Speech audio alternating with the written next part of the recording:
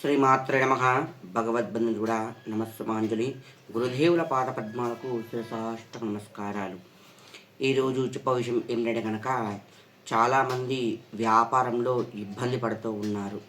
రావాల్సిన కస్టమర్స్ కూడా కరెక్ట్ రాలేకపోతున్నారు. చిన్న చిన్న వ్యాపారాలు కూడా చాలా ఇబ్బందికరంగా సమస్యగా మారిపోయింది. ఆకర్షణ పెరగాలి అంటే కనుక చిన్న రెమెడీ చేయండి, ఖచ్చితంగా మంచి రిజల్ట్ వస్తుందన్నమాట. ఏం చేయాలంటే కనుక, ఆదివారం కానీ బుధవారం నాడు కానీ తెల్లగుడ్డకి కొబ్బరికాయ కొట్టి నీళ్ళు తీసుకోండి. కొబ్బరి నీళ్ళలో కొద్దిగా కుంకుమ, గంధము, పసుపు వేసి ఆ గుడ్డని ముంచి నీట్గా ఆరబెట్టండి. ఎండకు ఆరేయకూడదు, నీళ్ళలో ఆడేయాలి. కొబ్బరి నీళ్ళలోనే చేయాలి పరిహారం.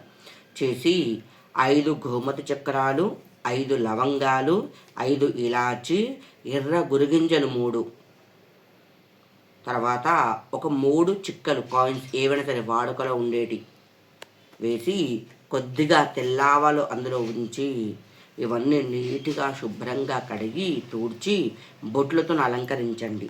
అలంకరించి ఈ ద్రవ్యాలు అన్నీ వేసి మూట కట్టి అందరూ కనబడేటట్టు, అంటే వచ్చిపోతూ ఉంటే తలపైన ఉండేటట్టు కట్టండి.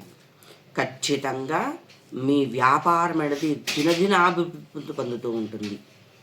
అంతేకాకుండా మీరు ఎంట్రన్స్ అంటే కనుక కస్టమర్స్ వచ్చే స్థలం నందు గాజు పాత్ర నందు ఉప్పు పోసి దానిపైన 9 లవంగాలు పెట్టండి.